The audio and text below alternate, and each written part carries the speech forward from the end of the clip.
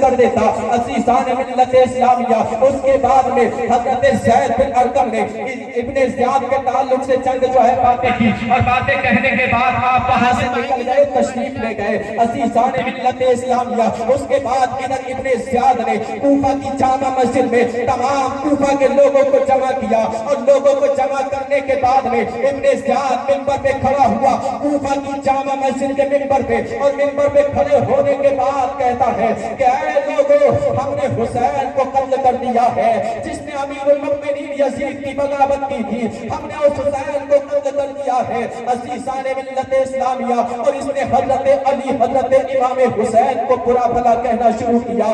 اے میرے پیارے عزیزوں، اب جب یہ برائی کرنا شروع کرتا ہے تو کہتا ہے کہ حسین بھی جھوٹے، حضرت علی بھی جھوٹے، اللہ اللہ۔ ان کے بارے میں اس نے کہا کہ جھوٹے جن کے گھر سے دین ملا ہے، جن کے گھر سے ہمیں قرآن ملا ہے، جن کے گھر سے ہمیں کلمہ ملا ہے، میرے پیارے عزیزوں، جن کے نانا جان کا یہ کلمہ پڑھتے تھے یزیدی، اسی حسین کو جھوٹا بتا رہا ہے۔ اسی کوفہ کی جامع مسجد میں کھڑے ہو کر کے جس حضرت علی کے جو ہے نبی کا کلمہ پڑھتا ہے، اسی علی کو جھوٹا بتا رہا ہے۔ اے میرے پیارے عزیزوں، ابن زیاد نے جب حضرت امام حسین کو جھوٹا کہا، حضرت علی کو جھوٹا کہا، تو وہاں پہ ایک اور اہل بیت سے محبت کرنے والے موجود تھے، وہ کھڑے ہوئے اور انہوں نے کھڑے ہو کر کے کہا، او ابن زیاد، تو جھوٹا ہے، تیرا باپ جھوٹا ہے، اور مر جانا کے بیٹے، حقیقت میں تو قذاب ہے، تیرا باپ قذاب ہے۔ حسین بھی سچے ہے، حسین کے بابا بھی سچے ہے،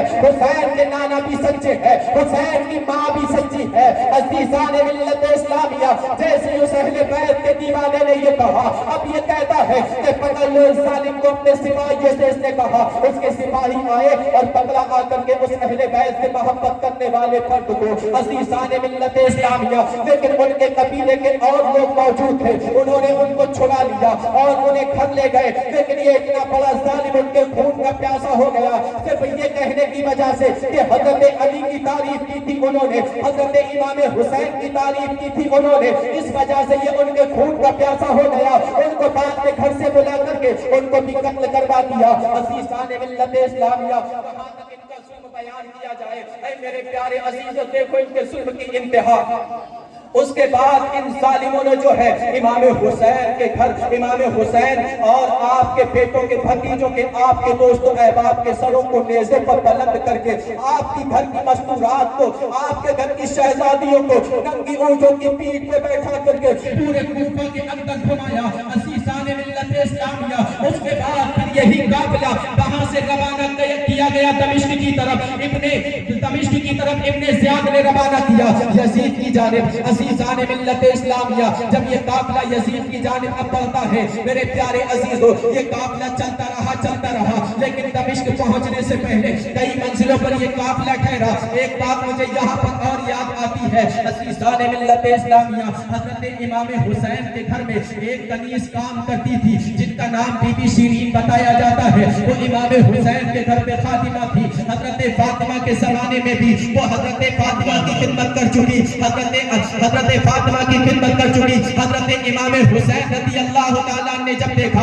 کہ بی بی شیرین بڑھاپے کو پہنچ گئی ہے، امام حسین نے فرمایا، اے بی بی شیرین سنو، ہم تمہیں آزاد کرتے ہیں، جاؤ تم آزادانہ زندگی گزارو۔ امام حسین رضی اللہ تعالیٰ نے بی بی شیرین سے جب یہ فرمایا، بی بی شیرین کہتی ہے، میرے آقا امام حسین، میں آپ کی خدمت میں رہنا چاہتی ہوں، مجھے آزاد نہیں ہونا ہے۔ عزیزان ملت اسلامیہ، امام حسین رضی اللہ تعالیٰ نے فرمایا، نہیں بی بی شیرین، اب تم بڑھاپے کی منزل کو پہنچ گئی ہو، جاؤ ہم تمہیں آزاد کرتے ہیں، اچھا سا مکان بنانا اور آزادانہ زندگی گزارنا۔ عزیزان ملت اسلامیہ، بی بی شیرین نے کہا، اے میرے آقا امام حسین، میں آزاد ہو جاؤں گی، لیکن میری ایک شرط ہے۔ عزیزان ملت اسلامیہ، آقا امام حسین نے فرمایا، بتاؤ تمہاری شرط کیا ہے؟ بی بی شیرین کہتی ہے، میں آزاد ہو جاؤں گی، لیکن میری شرط یہ ہے کہ جب میں آزاد ہو جاؤں، پھر ایک اچھا سا مکان بنا لوں، تو آپ تشریف لانا ایک مرتبہ میرے گھر پہ۔ عزیزان ملت اسلامیہ،